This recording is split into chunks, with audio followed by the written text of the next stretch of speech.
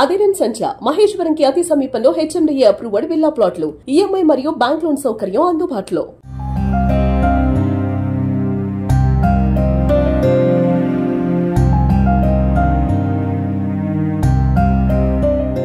ఇప్పుడు మనం ఉన్నటువంటిది అమీన్పూర్ పోలీస్ స్టేషన్ పరిధిలో ఉన్న సృజన లక్ష్మీ నగర్ అనే కాలనీ. ఇక్కడ మొన్న ఒక దారుణమైనటువంటి ఇన్సిడెంట్ జరిగింది. ఇప్పుడు ఏ ఇంటి దగ్గర అయితే మనం నించున్నామో అదే ఇంట్లో ఇన్సిడెంట్ జరిగింది. అదేంటంటే శ్రీజ అనే అమ్మాయి, అంటే ఈ ఇంట్లోకి సంబంధించినటువంటి శ్రీజ అనే అమ్మాయి జ్యోతి శ్రవణ్ సాయి అనే అబ్బాయితో గత కొన్నేళ్లుగా ఇద్దరు కూడా లవ్ లో ఉన్నారు. చిన్నప్పటి నుంచి ఇద్దరు ఒకే స్కూల్లో చదువుకున్నారు, అభిజ్ఞ అనే స్కూల్లో కూకట్పల్లిలో.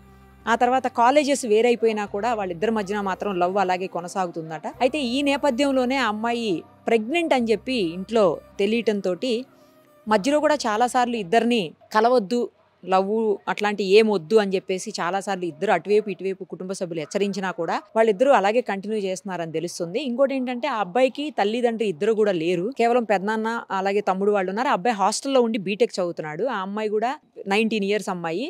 ఆ అమ్మాయి కూడా వేరే కాలేజ్లో BCA చదువుతుందంట. సో అలాంటి పరిస్థితుల్లో అమ్మాయి సడన్ గా ప్రెగ్నెంట్ అని తెలిసిన తర్వాత ఇంట్లో చాలాసార్లు హెచ్చరించినా వీళ్ళు మానలేదు కాబట్టి అమ్మాయిని గట్టిగా క్వశ్చన్ చేసేసరికి ఇంట్లో అప్పుడు కారణం జ్యోతి శ్రవణ్ సాయి అని చెప్పేసరికి ఆ అబ్బాయిని మొన్న మధ్యాహ్నం, అంటే మంగళవారం నాడు మధ్యాహ్నం అబ్బాయిని హాస్టల్ నుంచి వీళ్ళ పేరెంట్స్ వెళ్ళి అమ్మాయి పేరెంట్స్ తీసుకుని వచ్చారని చెప్తున్నారు. తీసుకొచ్చిన తర్వాత మరి గొడవ తీవ్ర స్థాయికి తారాస్థాయికి చేరుకున్నట్టుంది. ఆ తర్వాత అబ్బాయిని క్రికెట్ బ్యాట్ తోటి వాళ్ళ పేరెంట్స్, మరి ఇంకా ఎవరున్నారో ఇంట్లో అన్ని డీటెయిల్డ్గా పోలీస్ ఎంక్వైరీలో కానీ బయటపడదు, అబ్బాయిని క్రికెట్ బ్యాట్తో కొట్టారని చెప్తున్నారు. సో కొట్టిన తర్వాత అబ్బాయి స్పృహ కోల్పోతే హాస్పిటల్కి తీసుకువెళ్ళారని, ఆ తర్వాత హాస్పిటల్కి వెళ్ళిన తర్వాత ఏంటంటే అబ్బాయి బ్రెయిన్ డ్యామేజ్ అయ్యింది, అంటే బ్లీడింగ్ అవటంతో అందుకోసమే చనిపోయాడు, లోపల ఇంటర్నల్ బ్లీడింగ్ అయ్యి చనిపోయాడు అని చెప్పి తెలుస్తుంది. సో అబ్బాయి అయితే ఇప్పుడు బాడీ ఇక్కడ లేదు, ఎందుకంటే తనది పెనుగంచిప్రోలు విజయవాడ దగ్గర, అక్కడికి తీసుకెళ్ళిపోయారు వాళ్ళ పెదనాన్న వాళ్ళు. అబ్బాయికి ఒక తమ్ముడు కూడా ఉన్నారని చెప్తున్నారు.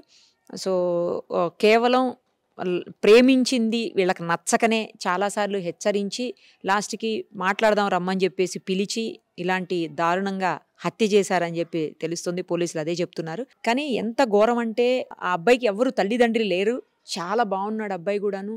హాస్టల్లో ఉండి చదువుకునేటువంటి అబ్బాయిని ఇంటికి పిలిచి చాలా కాలంగా మాట్లాడుకోవట్లేదని చెప్తున్నారు. అంటే బహుశా వీళ్ళకి తెలిసి మాట్లాడుకోవట్లేదేమో, ఇద్దరును పేరెంట్స్కి తెలిసి తెలియకుండా మాట్లాడుకుంటుండొచ్చు. చాలాసార్లు హెచ్చరించినా మానుకోలేదు, ఇద్దరు కూడా కంటిన్యూ చేస్తున్నారు రిలేషన్షిప్ అన్న కారణంతో అబ్బాయిని చంపేశారని చెప్పేసి తెలుస్తోంది. బాడీ అయితే లేదు, తీసుకుని వెళ్ళిపోయారు. అబ్బాయి ఫ్రెండ్స్ అందరూ కూడా వెళ్ళారు. చుట్టుపక్కల వాళ్ళందరూ కూడా మాట్లాడడానికి ఎవరు ముందుకు రావట్లేదు, భయపడుతున్నారు, ఏమీ చెప్పట్లేదు అసలు ఎవరు కూడా.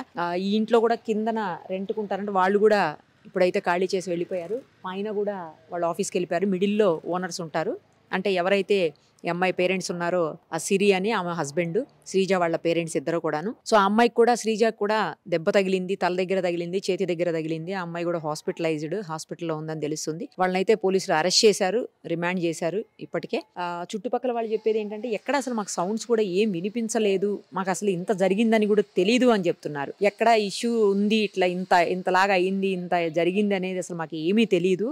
మాకు మీడియాలో చూసిన తర్వాతనే తెలిసింది. మేము 5 ఏళ్ల నుంచి 6 ఏళ్ల నుంచి 10 ఏళ్ల నుంచి ఉంటున్న వాళ్ళు కూడా చుట్టుపక్కల చాలా మంది ఉన్నారు.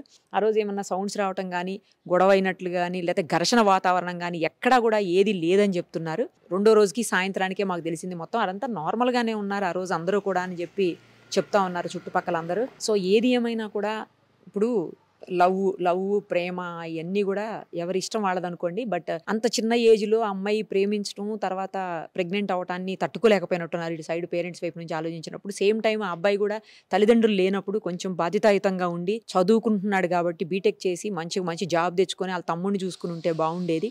అనవసరంగా వాళ్ళ జీవితం నాశనం అయిపోయింది. వీళ్ళు కూడా అంత ఆవేశపూరితంగా చేయకుండా బాగుండేదేమో అని చెప్పేసి అనిపిస్తుంది. చుట్టుపక్కల వాళ్ళు కూడా అదే ఫీల్ అవుతున్నారు. అలాంటి వాళ్ళు కారు, మరి ఎందుకు చేశారో అర్థం కావట్లేదని చెప్పేసి.